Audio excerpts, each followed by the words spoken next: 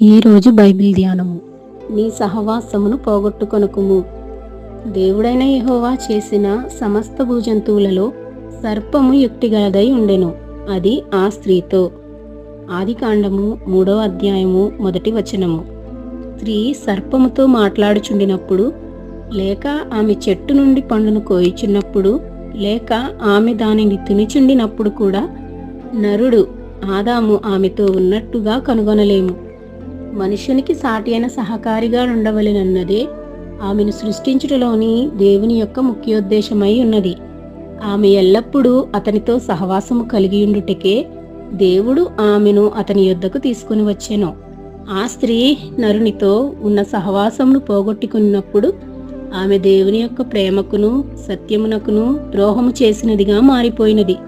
స్త్రీ నరునితో ఎల్లప్పుడూ ఉండవలనని ఎదురు చూడబడిన విధముగా సంఘము సాతాను చేత మోసగించబడి క్రీస్తునకు విరోధముగా పాపము చేయకుండుటకై క్రీస్తు అయిన తన పెండ్లి కుమారునితో ఎల్లప్పుడూ సన్నిహిత సహవాసము కలిగి ఉండవలనని ఎదురు చూడబడుచున్నది. ఆమె తన యొక్క విలువైన సమయమును ఆదాముతో సంభాషించుటలో సద్వినియోగం చేసుకుంటకు బదులుగా సర్పముతో సంభాషించుచుండెను.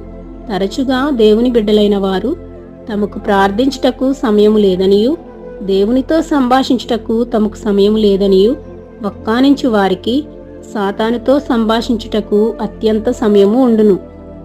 మరియు దేవునితో సన్నిహిత సహవాసము కలిగిన పరిశుద్ధులతో మనం సహవాసము కలిగి ఉండవలెను. మాతో కూడా మీకును సహవాసము కలిగినట్లు నిశ్చయముగా మన సహవాసమైతే తండ్రితో కూడాను ఆయన కుమారుడైన యేసుక్రీస్తుతో కూడాను ఉన్నది. 1 యోహాను పత్రిక 1వ అధ్యాయము 3వ వచనము. అపోస్తులైన యోహాను చెప్పుచున్నాడు, మొదటి శతాబ్దపు విశ్వాసులు అపోస్తుల బోధయందును సహవాసమందును ఎడతెగక యుండిరి. వారికి మహాకృప గొప్ప ఆనందము ఉండెను. మన సహవాసమైతే ప్రభువుతోనూ ఆయన యొక్క పరిశుద్ధులతోనూ ఉండునట్లుగా కాపాడుకొనవలెను. వీరితో కాక మరి ఎవరితోనైనాను సహవాసము కలిగి ఉండుటకు ప్రయత్నించిన ఎడల మనము సాతాను యొక్క వలలో చిక్కుకొందము.